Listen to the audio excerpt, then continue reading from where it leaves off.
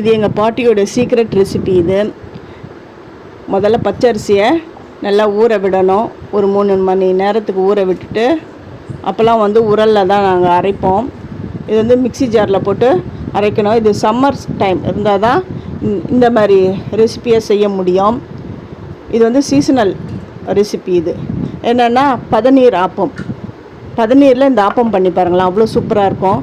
இது பழைய காலத்து ரெசிபி. இது அது 75-70 வருஷத்துக்கு பேக்கில் இருக்கிற அப்போ இருந்த ரெசிபி. இது அவ்வளோவும் சூப்பராக இருக்கும்.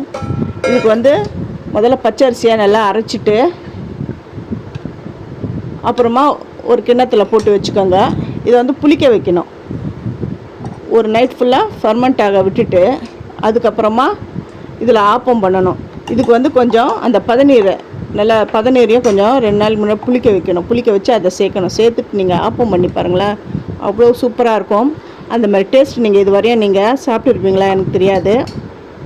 இதுக்கு ரொம்ப பேருக்கு இந்த பதநீர் ஆப்பன்றதே தெரியாது.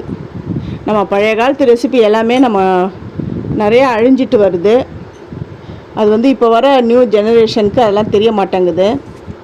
அவங்களுக்கான ரெசிபி தான், அவங்களுக்கான வீடியோ தான் இது. இதோடைய ஃபுல் டீட்டெயில் வேணும் அப்படின்றவங்க என்னுடைய சேது சித்ரா கிச்சனில் போயிட்டு பாருங்கள். நான் என் வீடியோவில் கிளியராக நான் சொல்லியிருக்கேன். அப்படியே போய் பார்க்குறவங்க சப்ஸ்கிரைப் பண்ணலைன்னா சப்ஸ்கிரைப் பண்ணுங்கள், ஆல்ன்ற ஆப்ஷனை தொடுங்க.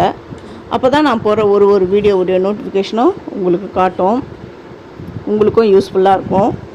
உங்களுக்கு அந்த வீடியோ பிடிச்சிருந்ததுன்னா உங்கள் ஃப்ரெண்ட்ஸுக்கும் நீங்கள் ஷேர் பண்ணுங்கள், அவங்களுக்கும் ஹெல்ப்ஃபுல்லாக இருக்கும். இந்த ரெசிப்பியை நீங்கள் செஞ்சு பார்த்துட்டு எப்படி இருந்ததுன்னு எனக்கு கமெண்ட் பண்ணுங்கள்.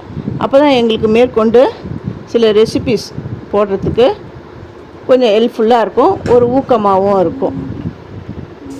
இது அதுவும் பதநீர் அது இந்த சம்மர் டைமில் தான் கிடைக்கும்.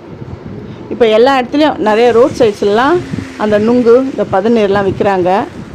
ஆனால் இந்த பதநீர் ஒரிஜினலாக அப்படின்னு எனக்கு தெரியல அது. ஆனால் ஒரு தடவை வாங்கி ட்ரை பண்ணி பாருங்கள், ரொம்ப நல்லாயிருக்கும். இது அந்த கடாயிலேருந்து அப்படியே எழும்பி வந்துடும். அது கையிலேயே கூட நான் உரிச்சு எடுக்கிறேன் பாருங்கள். எவ்வளோ சூப்பரான பதநீர் ஆப்பம் ரெடி.